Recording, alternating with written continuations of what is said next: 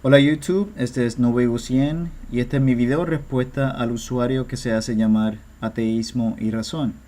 Así que sin más preámbulos, empecemos. Hola. Bueno, ahora le responderé a un usuario de YouTube que le hizo una video respuesta a mi amigo Carlos acerca de su video de Santa. Bueno, el video empieza así. Los niños cuando crecen dejan de creer en Santa, pero no en Dios, pero no porque haya evidencia, sino porque sí se les adoctrinó dentro de la fe y los dogmas de tal o cual religión que no permiten que se hagan preguntas sobre sus creencias. Esto de que los niños creen en Dios porque los padres se lo enseñan es completamente falso. De hecho, hay testimonios de niños que han llegado a la conclusión de que tiene que haber un Dios a pesar de que son hijos de padres ateos. Le voy a poner un link arriba para que vea un ejemplo de ello. De hecho, la famosa Helen Keller, quien nació ciega y sorda, creía en Dios no porque sus padres le hablaron de religión, sino más bien por intuición. Y a pesar de sus impedimentos físicos, esta brillante mujer dijo: "Yo siempre sabía que existía un Dios". Esto coincide con lo que dijo el gran pensador y filósofo griego Aristóteles, quien dijo: "Por naturaleza, todo hombre es religioso". En otras palabras, usted puede negar a Dios todo lo que usted quiera, pero dentro de su corazón y en su conciencia, usted sabe muy bien que hay un Dios. Como dice también el gran científico y filósofo Francis Bacon, el ateísmo está más en la boca que en el corazón del hombre. Por cierto, amigo, es una hipocresía criticar a los padres que son creyentes por educar a sus hijos en la religión, cuando muchos padres ateos también instruyen o indoctrinan a sus hijos en el ateísmo a través de campamentos ateos como los de Camp Quest. La creación no es prueba que hay un creador. No, claro que no. Lo que hace es simplemente observar la realidad y luego darle características a tu Dios en base a lo que viste. O sea, en base a la realidad, le das ciertas características a tu Dios para que encaje con ella. O en este caso, le das las características para afirmar que Él es el creador. Es como primero tener la respuesta y luego formular la pregunta. Creo que quedará más claro con este ejemplo. Yo veo un vaso de leche, luego me invento un ser. Mi ser se llaman plumpis. Los plumpis crean vasos de leche. Esa característica se las di yo a mis plumpis en base a que tengo el vaso de leche y que sé que existe el vaso de leche. Entonces digo, mis plumpis crean vasos de leche. ¿Ves ese vaso de leche? Es evidencia que existen los plumpis. Bueno, espero me haya dado a entender. Ok, este ejemplo del vaso de leche que usted mismo da para demostrar que es un error llamar creación al universo podría ser usado fácilmente para probar lo contrario. Por ejemplo, cuando una persona ve un vaso de leche, lo primero que concluye es que ese vaso de leche no apareció ahí por arte de magia, por sí solo, sino que alguien tuvo que haberlo hecho y que alguien tuvo que haberlo puesto ahí.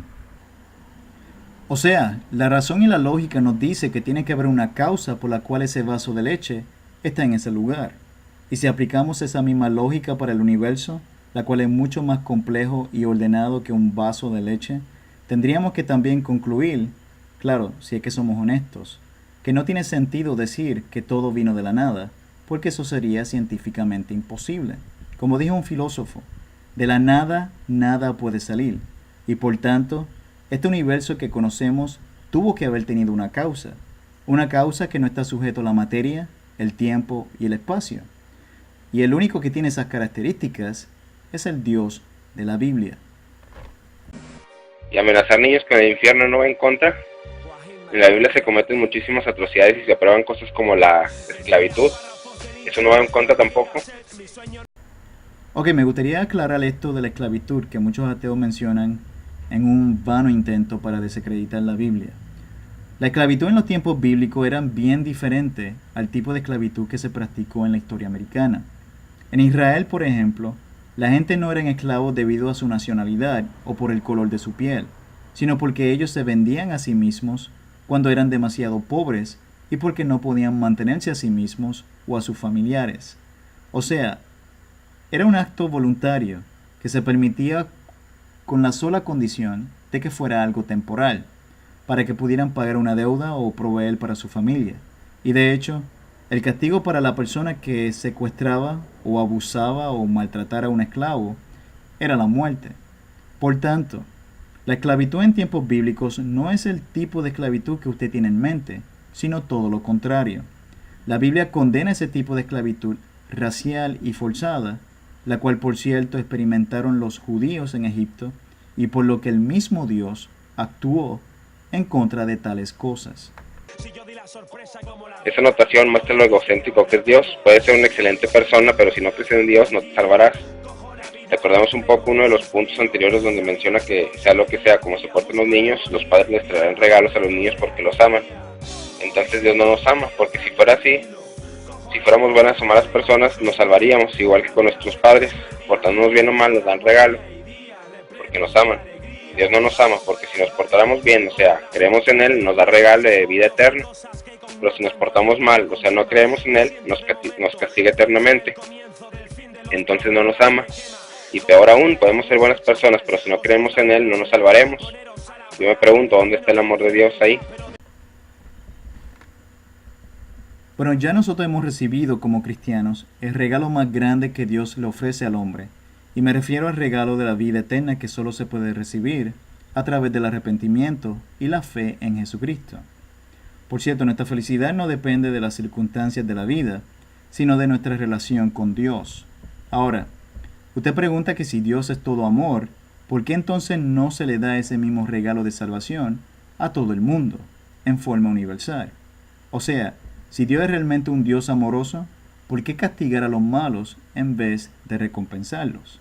Bueno, ya que a usted le gusta usar ilustraciones, pues déjame darle uno también. Si una persona asesina a un ser querido suyo, y esa persona es llevada a la corte para ser juzgada, y el juez decide que como es un juez amoroso, va a dejar a ese criminal libre, y no solo libre, sino que para colmo también piensa recompensarlo en vez de castigarlo por el delito que cometió. O sea, ¿cómo usted se sentiría? Yo creo que usted se sentiría mal porque no se hizo justicia. Por tanto, Dios no es solo un Dios de amor, sino que también es un Dios justo, santo, y un Dios que odia el pecado, y es precisamente por esas razones que existe un cielo y un infierno. No, desechar la existencia de algo porque no hay evidencia de eso no es ilógico y tampoco irracional. Y suponiendo que el 95% de la población mundial crea en un Dios y no en cualquiera, sino en el que yo creo, aún así no demuestra nada. El que muchas personas crean algo no significa que sea verdad, sin mencionar que la mayoría de la gente cree por tradición o miedo o ignorancia. Bueno, la opinión de un grupo extremadamente minoritario, como es el ateísmo, tampoco prueba que sea correcto. O sea, si usted va a decir que algo es improbable, como la existencia de Dios, usted también tiene que demostrarlo, y que yo sepa, no lo ha hecho. Lo mismo de siempre, que ya ni me dan ganas de responder a esto. Y bueno, los demás son tonterías que no importan, hubo varias cosas que no quise responder por lo mismo. Y bueno, me pasé los 11 minutos esperando la evidencia que mencionó varias veces y jamás la dio. Y bueno, sinceramente ya no espero que la dé, debe ser lo mismo con lo que salen todos los creyentes, las supuestas evidencias. Y bueno, Es como dice un dicho, no hay peor ciego que el que no quiere ver. Por cierto, a diferencia de usted, yo nunca he escuchado una evidencia de que el ateísmo sea correcto. Así que le pregunto, ¿qué pruebas tiene usted de que no hay un Dios? Si usted no tiene ninguna evidencia, entonces su creencia de que no hay un Dios es simplemente por fe, no por evidencias, lo cual también demostraría, por cierto, que se necesita más fe para ser un ateo que para ser un creyente. Dios le bendiga.